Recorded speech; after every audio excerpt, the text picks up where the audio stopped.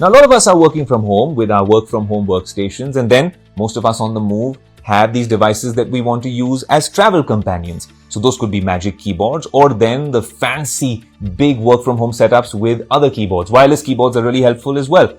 What if I told you there's a premium flagship keyboard by Logitech, and Shivan has discovered a few cool features along with that device? Over to you, Shivan. So keyboards is an essential part of any PC experience, right? But today we have this keyboard, which is essentially Logitech's first entry to mechanical keyboards for its premium MX Office series. Now, you can use this keyboard across 3 different devices, and there are a lot more things that they have offered, but at the same time, there are a few things which take away from the experience completely. I'm going to get into it one by one, tell you whether it's worth it or not.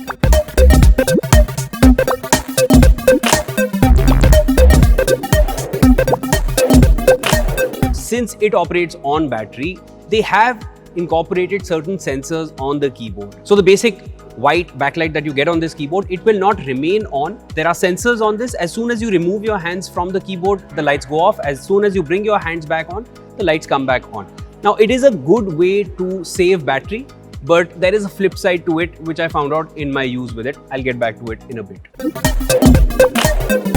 So there is Bluetooth connectivity that you're getting with this keyboard, and you also get a Bolt receiver. In combination, you can actually connect it with 3 different devices.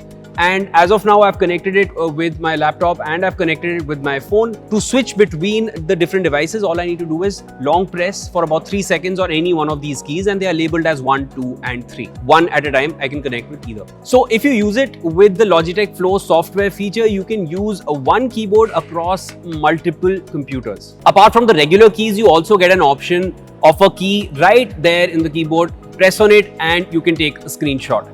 There is another key which enables voice dictation. You just need to press it down once and the computer will start taking in voice notes from you. The mic gets activated. Then there is another key which helps activate emojis if you need to add them to any kind of document or whatever you're typing. I had spoken about proximity sensors earlier and I had mentioned that I'll come back to it. Now, the problem I faced here was, okay, I remove my hands from the keyboard, the lights go out. It helps save battery, agreed. But the problem here is, a lot of times it happened with me that, when I bring my hands back onto the keyboard, I am still under the impression that caps lock is switched off. And I'm typing, looking at the keyboard, and I've not noticed that everything I'm writing is caps has become small and small has become caps. And now I'm rewriting everything. At the same time, the keys I found to be closer to each other than a regular membrane keyboard would have. So a lot of times I'm ending up having a lot of typos.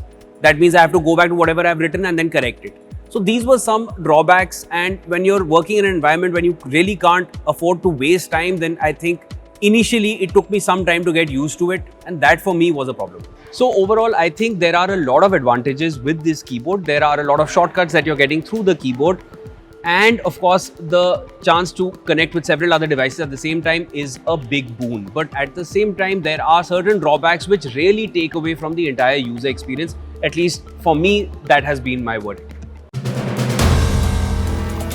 If you like the video, do like, comment, share and subscribe.